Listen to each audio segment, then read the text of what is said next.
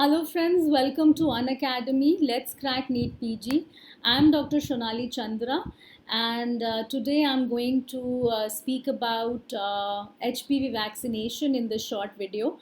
I've provided you my reference code, which is SHONALI, and if you subscribe to the Unacademy platform using my code, then you will get a 10% discount on your subscription.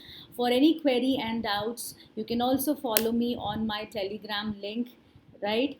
So, talking about the Unacademy platform, it is India's largest learning platform.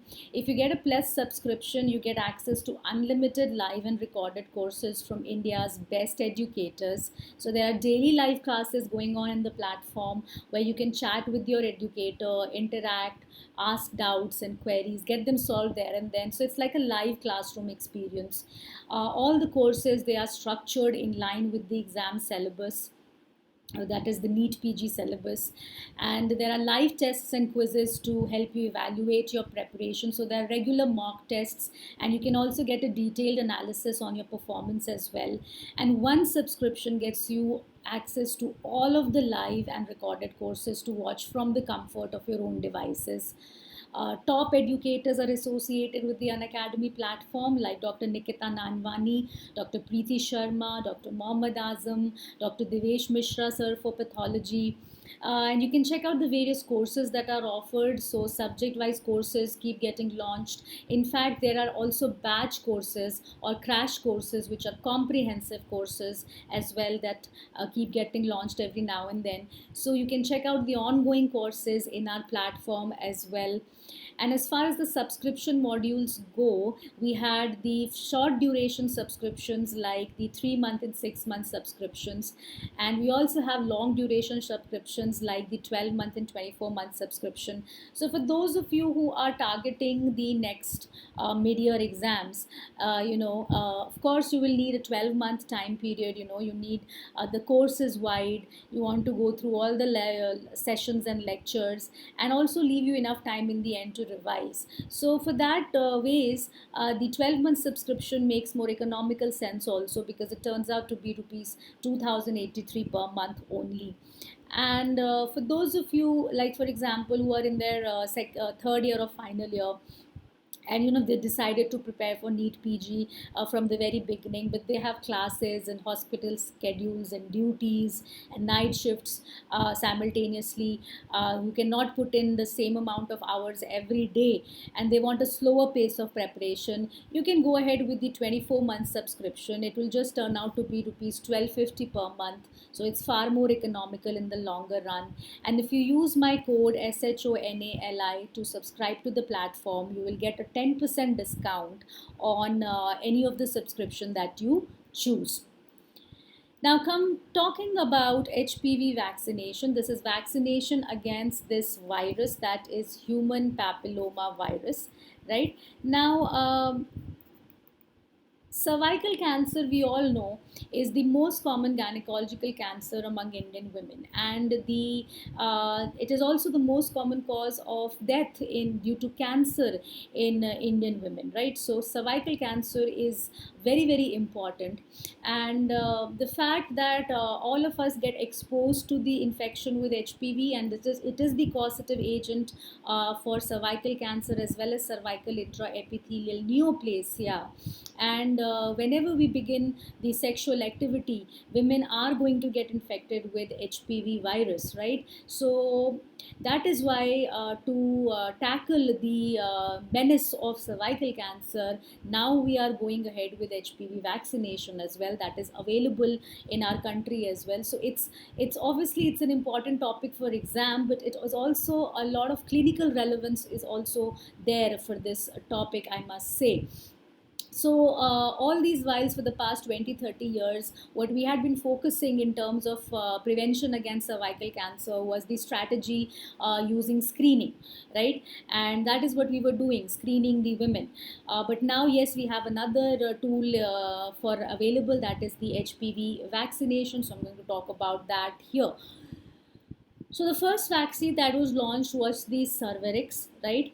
And this trade name was the Cervarix, and it was the bivalent vaccine, and it contained these strains which were active against HPV 16 and 18, right? So we have these high risk HPV DNA types which are responsible for cervical cancer and cervical intraepithelial neoplasia.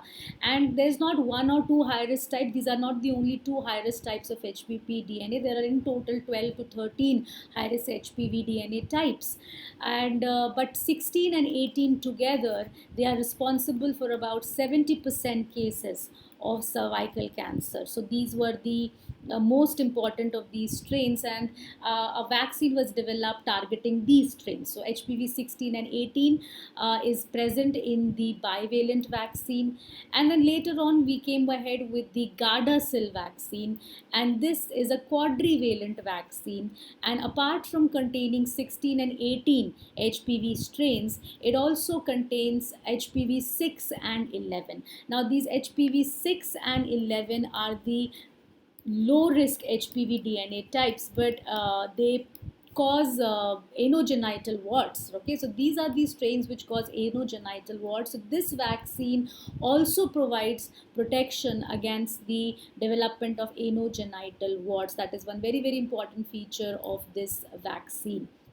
And then now the latest vaccine that is available is Gardasil 9, or the non-valent vaccine.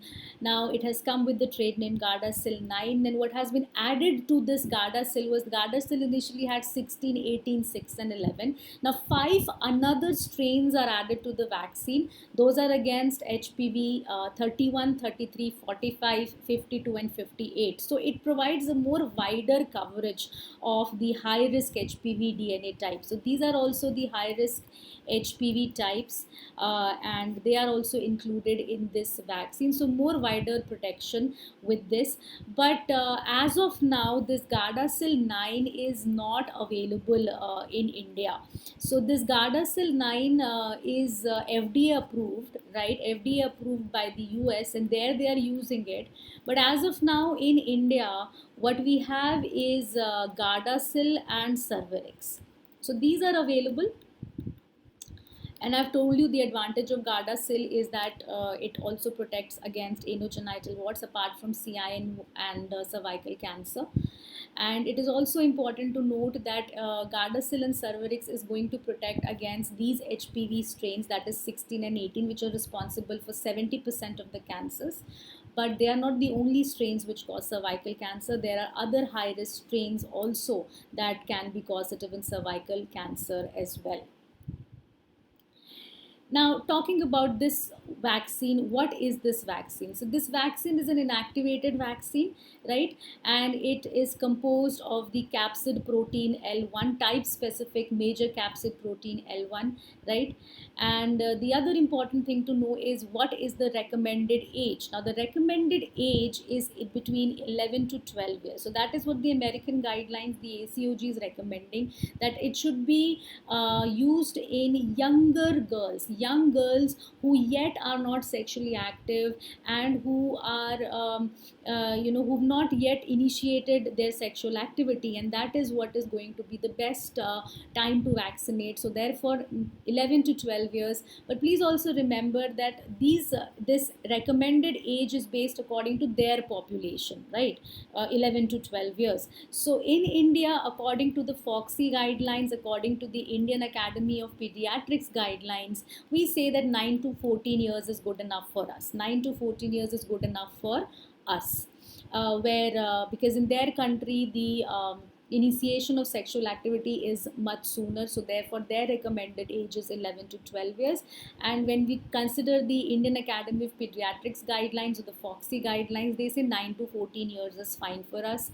But can it be given only in this age group? No, it can also be given between 9 to 26 years. So they are saying that this is the recommended age, best case scenario, to vaccinate young girls, but it can be given any time between 9 to 26 years as well.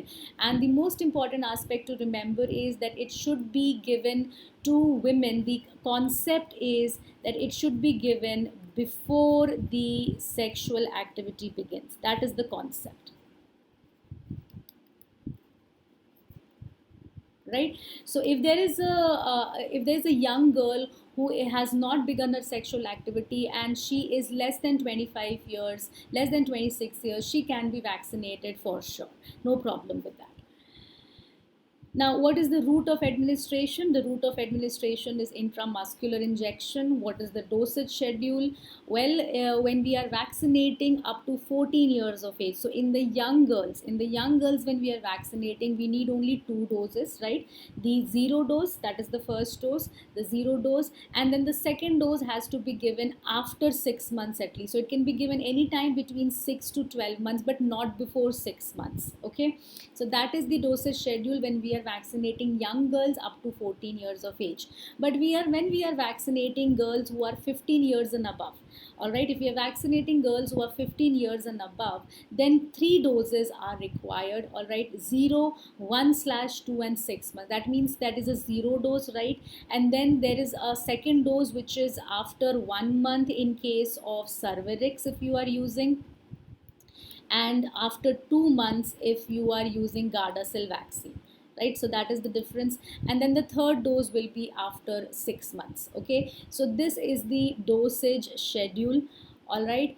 And talking about the side effects, now see, it's not like HPV vaccination has been a vaccination which was very readily acceptable. If you people were following the news sometime earlier in the past decade, you would realize that there was a little very hoo-ha about this HPV vaccination, it leading to some major side effects or some other problem with the vaccination, me that it wasn't safe or anything. But the latest studies that have come up and the latest literature that has been cited both by the Indian guidelines, like if we talk about the Indian Academy of Pediatrics or FOXI, or the American guidelines which are endorsing this vaccination, they say that no major side effects happen with this vaccine, and the side effects are usual side effects which happen with any vaccination, like pain at the vaccination site, or swelling or tenderness, fever, headache, myalgia, or any gastrointestinal symptoms. So these are all mild symptoms that happen with any vaccination. No major problem has been identified with the HPV vaccination, so it's considered very safe. Now, talking about the efficacy of the vaccine, well, how effective the vaccine is, well, it's a new vaccine, right? And then the fact that the young girls that are getting vaccinated now, right, whether or not they are protected against cervical cancer, for how long will they be protected, what is going to be the final result, will is a topic of study even now, right? So the cohort of women that are getting vaccinated now, the results are going to be achieved after 10-15 years.